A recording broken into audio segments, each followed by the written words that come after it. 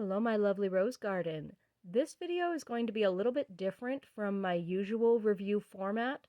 Firstly, because I don't feel like my usual format fits for this nonfiction book, and secondly, because I'm not even sure I'll be able to get to talk about the content of the book without first addressing the topic and the criticisms that I can already foresee being made about this book based on its topic.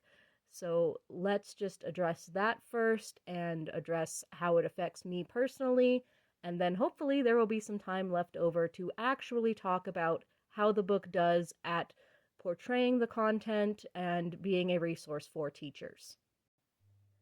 First, let's address one of the most common things that I hear even from people who claim to be supportive of the LGBTQ community, which is that children in elementary schools should not be exposed to any form of LGBTQ identity until they are older, and that they should be quote-unquote innocent while they are in elementary school. And I have issues with this for a number of reasons, and I'll try to stop saying first of all, but that is kind of my default phrase.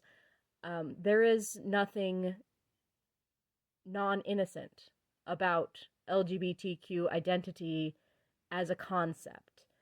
And there are definitely ways to introduce that to elementary school age children in a way that is not sexual, because that is what you mean when you're saying keep them innocent. You're saying don't expose them to sexuality or sexual topics. And there are plenty of ways to do that with LGBTQ content without it being sexual.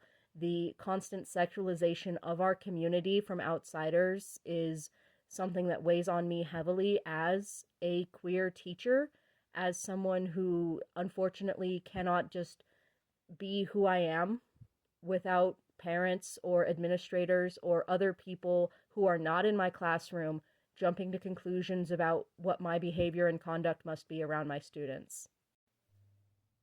And secondly, I want to talk about the role that educators have in our society, my society being the United States. Our job is to prepare the next generation for the workforce.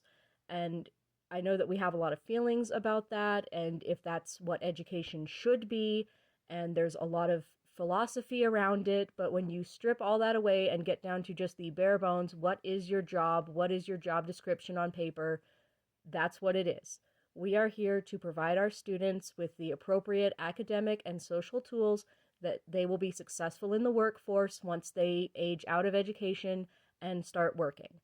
And the odds of them not having an LGBT coworker at some point in their lives is almost impossible. If we're looking at the statistics of about, 1 in 10 people being a part of the LGBTQ community, the odds are pretty good that they are going to encounter an LGBTQ person at some point in their lives, and preparing them to deal with these kind of social interactions is a part of our job.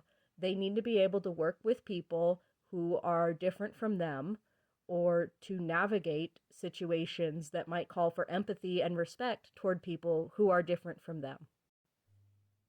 And of course, that in itself is assuming that the student in question is cisgender and heterosexual, which many are not.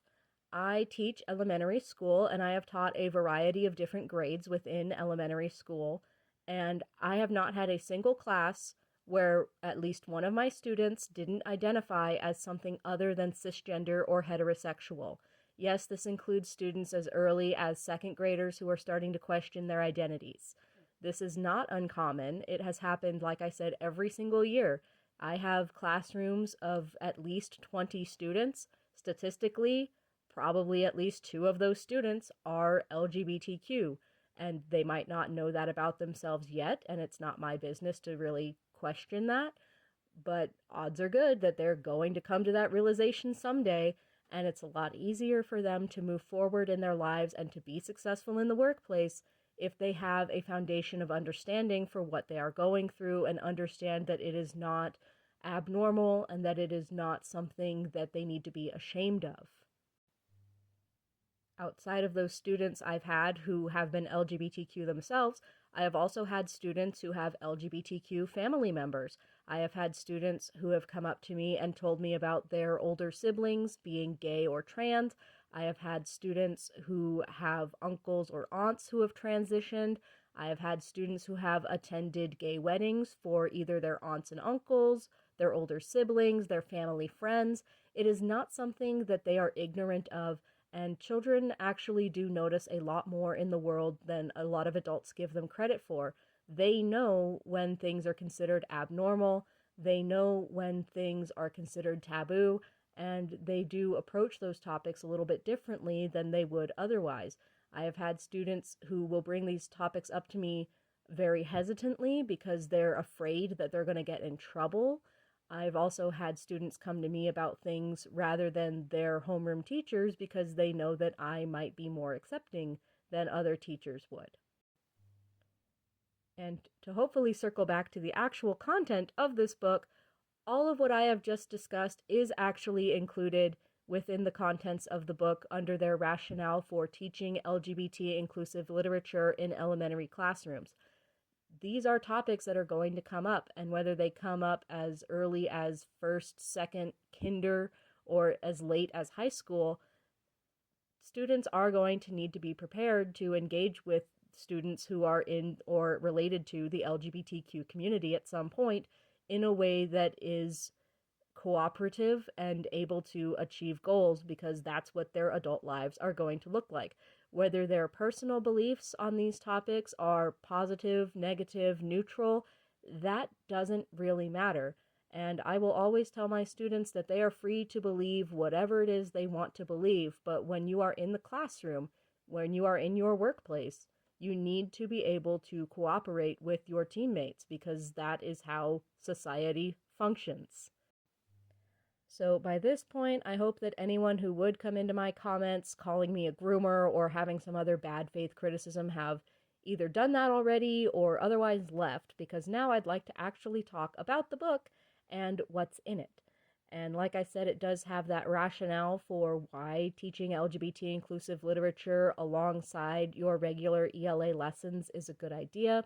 And it also has a number of different suggestions, not only for how to approach those topics and how to teach books that have LGBTQ protagonists and LGBTQ side characters, but even bringing up some of these themes in books that don't have LGBTQ characters at all, which I found extremely interesting, because you can still broach these topics of masculinity, femininity, what are gender roles, in books that don't feature LGBTQ characters. And in fact, there are a number of beloved children's books with no quote-unquote overt LGBTQ themes that actually do challenge a lot of these societal norms already, and that you are probably already teaching in your class. So if you just expand that ever so slightly, it can start to build a foundation for students to become more empathic and tolerant of LGBTQ students around them. And what I appreciated about this book a lot is that it does acknowledge that there are teachers who are teaching in highly conservative areas, such as myself, who may not feel comfortable directly broaching these topics.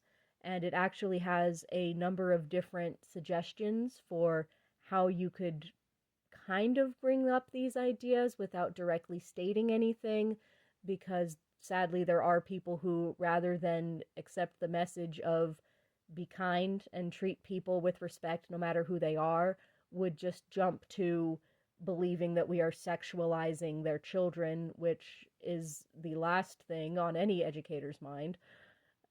But people believe that, so we have to be ready to defend ourselves, unfortunately. And the teachers in this book who are cited and who are used as examples are actually teaching in more conservative areas in a variety of different grade levels. So there is really something for every elementary teacher in this book. And I think that it does provide a strong rationale and support for teaching LGBTQ inclusive literacy in the elementary classroom, and would recommend it to be read by anyone who is an elementary teacher that wants to create a more tolerant and loving world in the future.